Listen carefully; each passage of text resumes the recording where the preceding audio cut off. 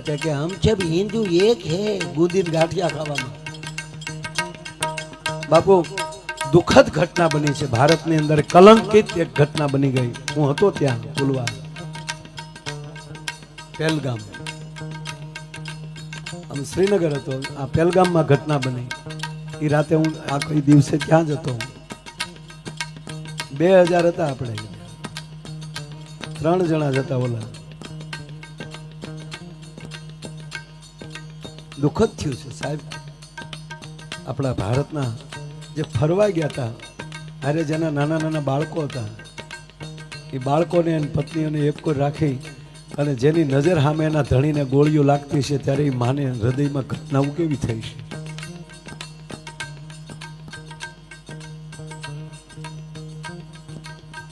કેવી કેવી પરિસ્થિતિ અમે ત્યાં હતા બાપુ હોપો પડી ગયો હતો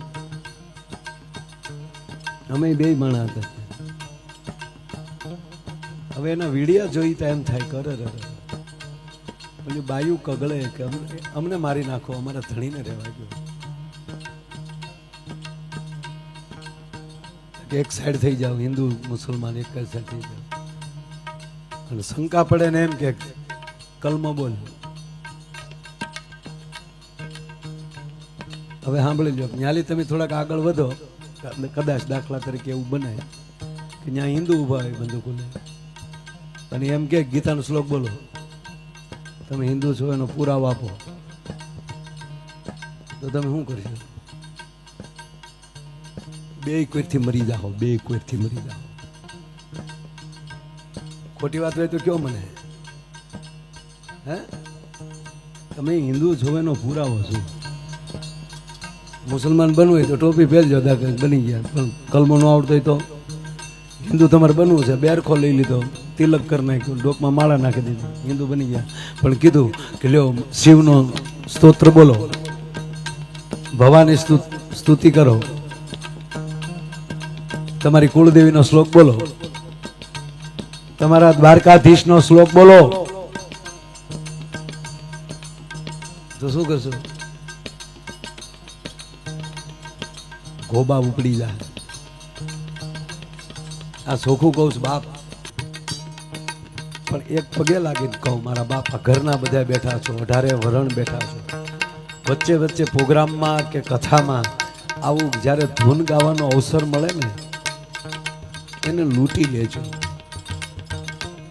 મને એમ થાય કે આ મંડપમાં બેઠા તોય આપણે તાળી પાડીને ધૂન ન ગાઈએ કે ઘરે હવારમાં વહેલા ઊભા થઈને આરતી કોણ મારો બાપ કરતો હશે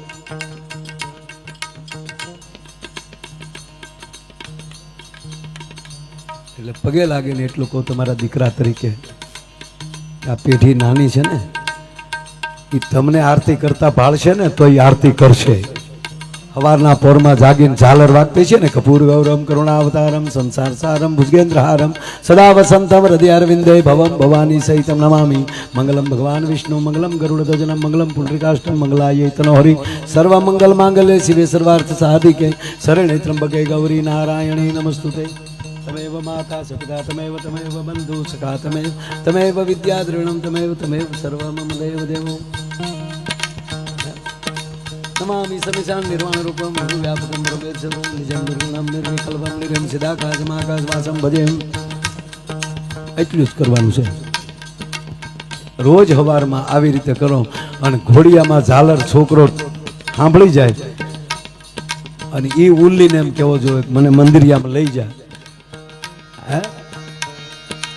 આ થશે ને અને એટલું શીખી જાઓ ને પછી તમે ખાલી 3 જણા હોવ અને એ 300 જણા આવે અને તમારી આંખથી જો એ પાછા ન ફરી જાય ને તો સનાતન ધર્મ લાજે ભલા માણા તમારે અંદર જો એનો તેજ ન હોય તેવડ છે યાર કોઈ હામ આવે પણ અંદર તો કઈ છે નહીં પઢાવેલા પોપટ છે રામનવમી આવે એટલે ઉલ્લી હવે તમે આનંદ ભયો જય રઘુવીર લાલ કી આઠમ આવે તો હાથી ઘોડા પાલકી જય કનૈયા લાલ કી દ્વારકા ધજા ચડાવી છે પણ ગામના મંદિરે ધજા નથી ચડાવી તકલીફ ઈ છે સાહેબ ઈ દ્વારકા વાળો જોવે છે તું ગામમાં કેટલીક વાર ગામના મંદિરે જાશો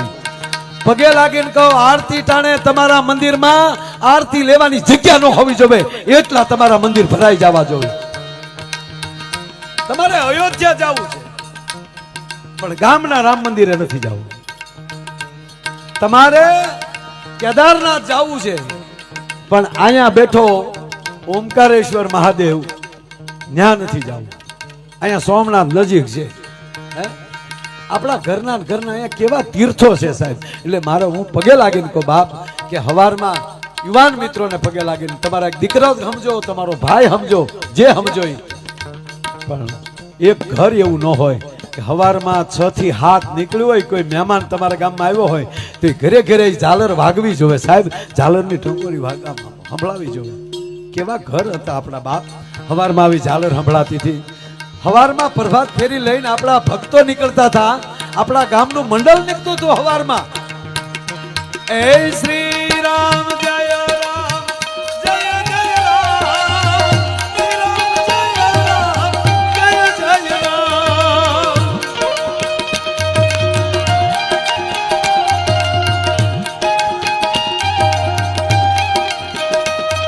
એ રઘુપતિ રાઘવ રાજા પતિત પાવન સીતારામ,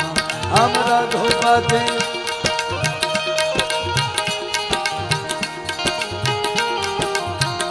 એટલે વાત એ તે ધૂન ગાવાનો આવે ને એટલે બધા એમ કે એ પાછી ભક્તિની ઉપાડી.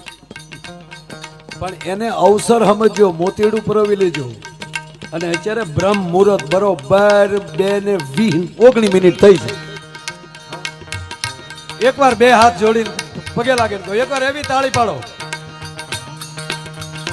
રાજા રામ રામ રામ સીતા રામ રામ રામ સીતા રામ રામ રામ રાજા રામ રામ રામ.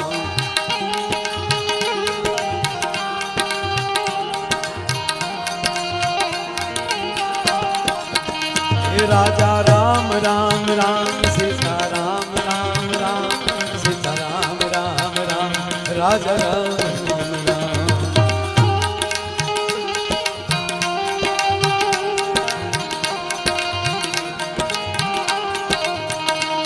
હે ગોવિંદ બોલો, હરિ ગોપાલ બોલો.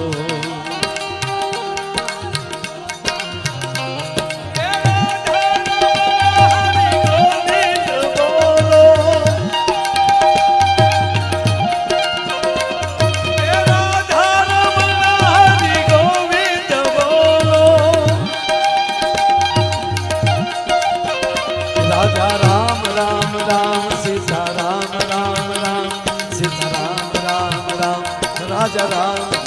રામ. ખૂબ ખૂબ આભાર, ધન્યવાદ.